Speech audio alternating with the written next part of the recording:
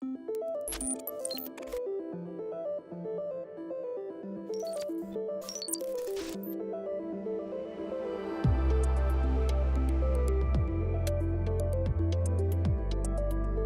kooperatiba, Mondragon taldeko automozioko dibizioko kooperatiba bat gara.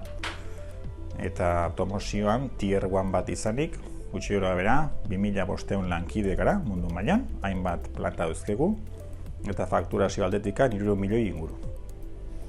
Gure salmenta gehienak automozioan dira, naiz eta garraiegailuetan ere badaukagun produktu batzun salmentak. Automozioan egonik, dauzkagu produktuak konduzion de fluidos ditzen diogunak, kotxe barruan likidoak eta aireak eramateko leku batetik bestera, eta baita ere antivibrazion eta estankidad funtzioak. Eta automozioan oso garrantzizkoa da produktibitatea, kalitatea eta ergonomiako kontuko erronkak. Eta horrekin lotuta eskatu diogu laguntza BDIH proiektu honi eta teknikerri erronko horietan laguntzeko. Kautxo injezioko prozesu bidez fabrikatzen ditugun automoziorako pieza gehienek osagai metaliko edo plastikozkoak daramatzate.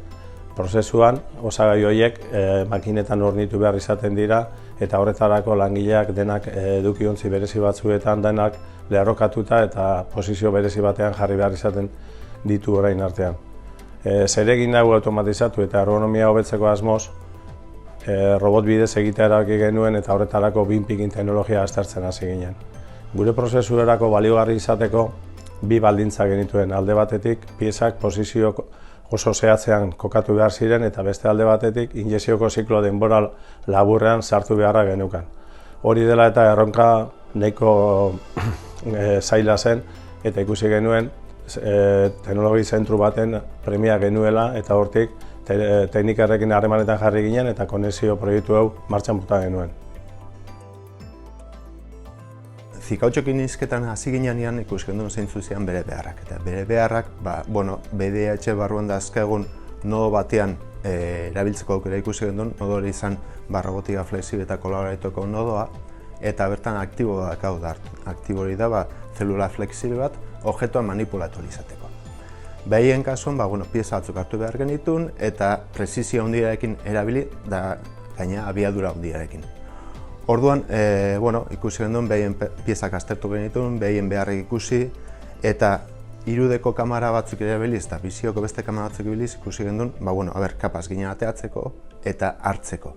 Gure robotak erabiliz eta dazkaun garra batzukin, hasierako proba batzuk egin genituen, proiek itxura hona zaukeen, baina gehiago landu behartzen orduan. Behien eskutik betire, hasi ginen hurrengo probak egiten, eta emaitzak nahiko itxurosoak ziren, nahiz eta hobekuntza bat hartzuten. Hobekuntza horiek planteatu ziren behekin batera, eta azkenean, ahiatu ginen 2-3 hilabeteren ondoren, ikustera zeintzuk ziren teknologia horiek erabiltzeko onurak nola implementatu zitezkeen zikautxon eta nola transferitu berei.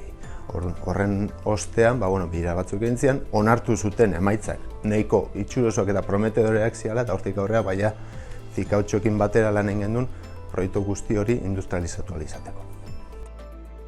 Konexio bidez egindako prototipo horretan proba errealak egin izanak, gure prozesuari egoki ezarri izateko ze baldintza kontutan hartu behar ditugun zehazteko lagundu digu.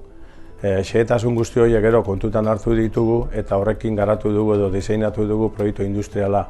Eta horre lagundu diguna da martxan jartzerakoan arazo gutxiago izatera eta batipat epeak laburtzera. Eta dagoeneko proiektu industrial hori martxan daukagu produkzioan ezarrita. Batetik, proiektuaren hasierako pausoetatik teknologi zentru batekin elkarlanean aritzeak teknologi berrien ezagutza barneratzen laguntzen digu. Eta horrekin zikautxoko beste prozesu batzuetara hedatzeko aukerak eta gure ikuspegia zabaltzen digu.